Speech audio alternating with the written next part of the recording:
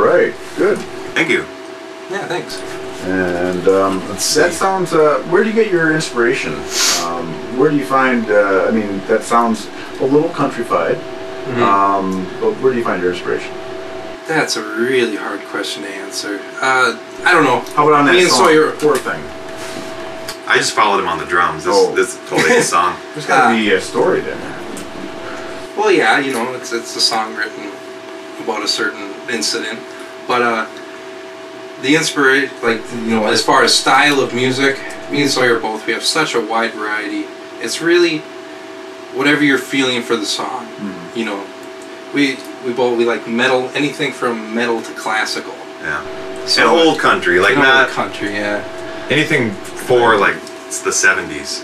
Yeah. I don't like new country. No. Jeez. The new country, well, it's got a political message, and there's a lot of religion in there, which I find somewhat offensive. I think it's marketing. Yeah. I think it's just programmed for a response out of a certain population, and that's not what country. Well, I guess we like so many different styles of music. We don't want all of our music to sound the exact same. Good. You know. Well, I mean, as a music appreciator, someone who likes music, that's what I'm looking for. Someone that there's more growth to them, there's more depth than just playing a certain genre or type of music that, you know. And it would get boring, I think. And that's the fun part is like, you get tired on guitar, I'll play drums. Or, you know, same with him. Or if the crowd isn't particularly digging, one of us is a singer, switch it up. Let the other guy go be a front man for a while. Are you guys primarily self-taught? I am. Yeah. I mean, you didn't attend any music classes or take any? I was in show choir. I was like 6, and I attended pastor from the church I was going to at the time. Taught me the E minor chord, so I might not be self-taught. I don't know if that counts. Well, that's pretty good. Will we stop there? All right. And Glass Napkins, interesting title. Where's that come from? We couldn't think of a name for it, and so we called it Glass Napkin Pen, which was too long of a name, we thought. So we took out pen. We took out pen. No, it's just Glass Napkin. Glass Napkins, yeah. And you can tell it's kind of a jam song. Yeah, well, you know, Zappa had pink napkins and black napkins. Wow.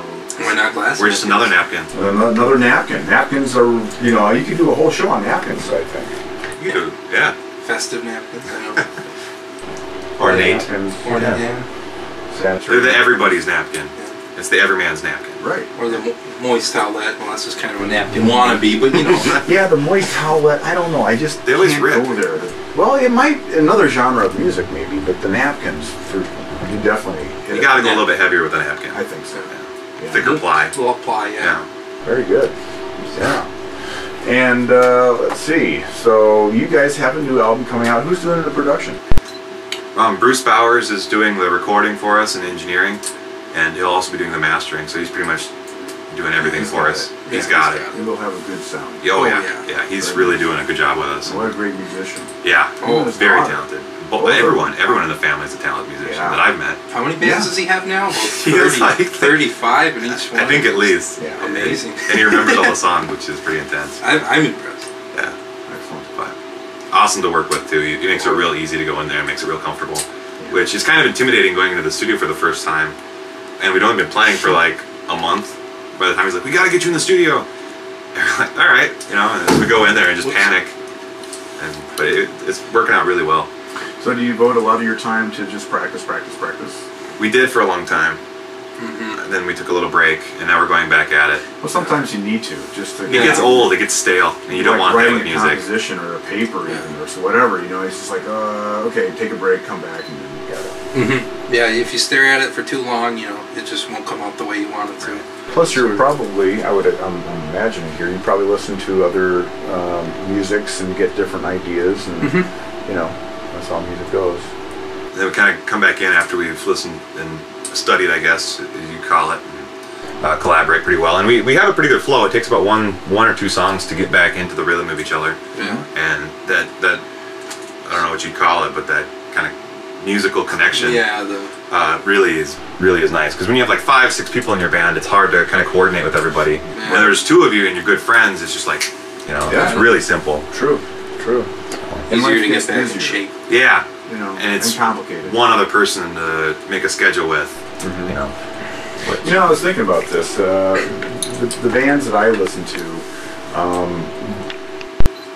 when they became quintessential, the first couple albums, you can always see an evolution of a band. Mm-hmm. And there's some point in time that you see, oh, this is their best, and then they go off and go somewhere else. And maybe sometimes the quality is still there, or sometimes it peaks and they can't make it. Mm-hmm. You know, a lot of '70s bands they had a couple good albums or whatever. They were popular, and then the '80s came and they all kind of, you know, dried up and blew away or something like that. Dust in the wind.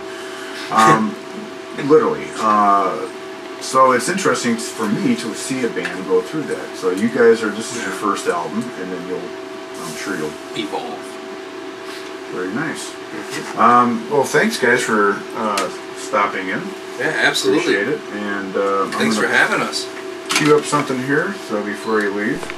And I just saw that most of this is an interview. And you guys know Joey Ramone? Yes. Yeah. Well, this is. I thought it was just a 1-hour radio special. But we're going to play a track here because my music is in the other room. So this is kind of appropriate. And this bonus track is called "Rock and Roll Is the Answer." Perfect. But hey, guys, thanks again for coming in. Thank you very much for having us. Yeah, absolutely. And look forward to wait until the album come out. We'll have you come back, and we'll do it again. Yeah. And it'd be nice for you guys to bring in your guitars or something like that, maybe a bongo kit or something, and play live in the studio. We have a bongo. We do, actually. We have a bongo. Conga. Or It's actually a djembe. I got a djembe drum. Djembe, yeah. Mm-hmm. Yeah. So yeah, definitely. Next time we'll do a little live acoustic thing. Harmonica. I have one. I'm learning how to play it though. French horn. I can play tuba. Well, I can't, but I can try. And we'll see you out the door. Perfect. Jim. All right. Thank you very much. Thanks again. All right, now we're cooking with gas.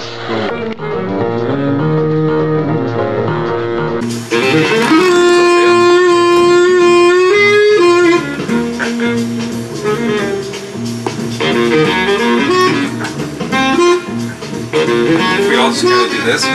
Okay, that's good information. This is so cool, man. I mean, can you imagine back in the '60s? We're just all at the same time. Get that patched in with that. Yeah. Okay, and that'll work. All right, one more. Okay. What if I just like point like this? 1, 2, 3. Oh wait. Okay.